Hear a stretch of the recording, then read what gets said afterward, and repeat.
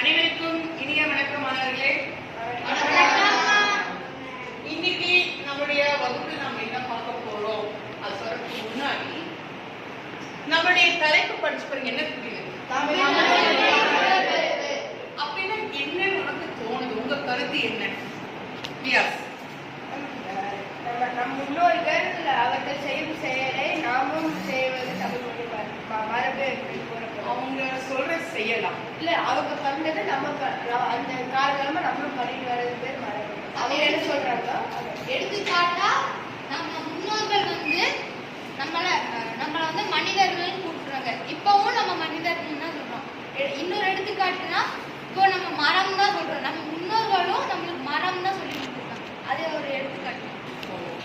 அப்போ மரபு சொன்னா நம் முன்னோர்கள் எப்பொருளை எச்சொல்லால் எப்படி அழைத்தார்களோ அச்சொல்லை அப்படியே கூறுவதே மரபு.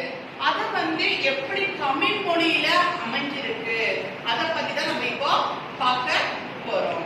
இப்போ வியா சொல்றதும் சரியான பதில், ஸ்ரீராம் சொல்றதும் சரியான பதில். உங்களுக்கு ஒரு கைத்தல் கொடுக்கலாமே. அப்போ தமிழ் மொழி மரபு, தமிழ் மொழி மரபு அது பார்க்கறதுக்கு முன்னாடி இந்த மரபு மரபு சொல்றது இலக்கணத்துல வருமா இலக்கியத்துல வருமா?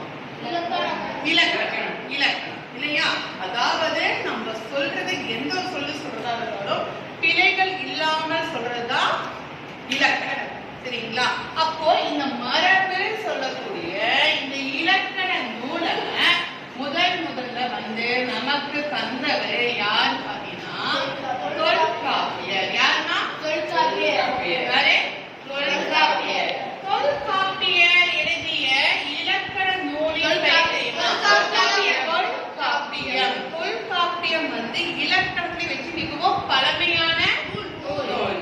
தொல்காப்பியம் என்னது? இலக்கண நூல். மிகவும்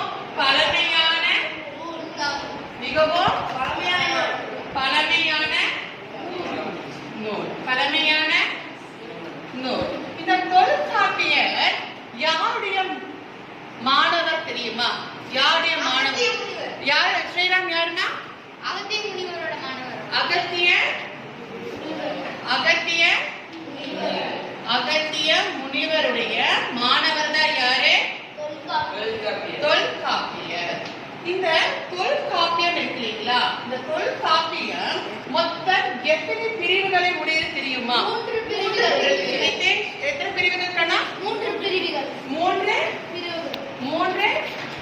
பிரிவுகள். என்னென்ன பிரிவுகள் சொல்ல முடியுமா? என்னென்ன பிரிவுகள்?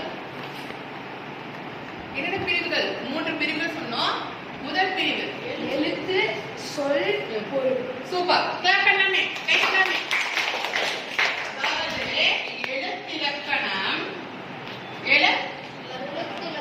எழுத்திலக்கணம்,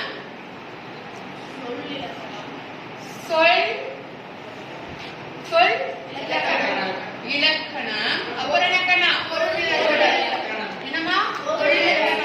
பொருள். அதாவது எழுத்ததிகாரம், சொல்லதிகாரம், பொருள் அதிகாரம். என்ன சொல்லலாம்னா எழுத்ததிகாரம், சொல்லதிகாரம், பொருள் அதிகாரம். எழுத்ததிகாரம்னா அர்த்தம்.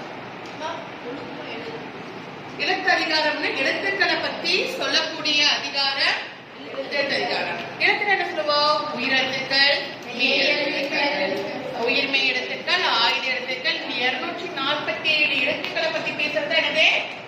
எழுத்ததிகாரம். இந்த உயிரெழுத்துக்களை ரெண்டா பிரிக்கிறாங்கன்னா உயிர்மெய், உயிர்குறு, உயிர்நெடில். உயிரெழுத்துக்களை வகையை பிரிக்கிறாங்க, 2 வகையை பிரிக்கிறாங்க. உயிர்குறு, உயிர்நெடில். இந்த மெய்யெழுத்துக்களை 3 வகையா பிரிக்கிறாங்க. என்னன்னா பாத்தீங்கன்னா வல்லினம், மெல்லினம், இடையினம். வல்லினம் சொன்னா மெல்லினம்னா இடையினம்னா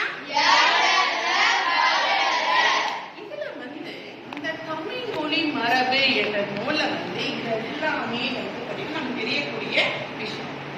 இதுல பாத்தீங்கன்னா இந்த உலகம் உலகம். இந்த உலகம் எத்தனை வகைகளால் இரண்டு வகைகள். நீர், நிலம். நீர்நிலம் மட்டும்தான் இருக்கா? நீர், நிலம், காற்று, ஐம்பூதங்கள். அது சொல்லுவாங்கன்னா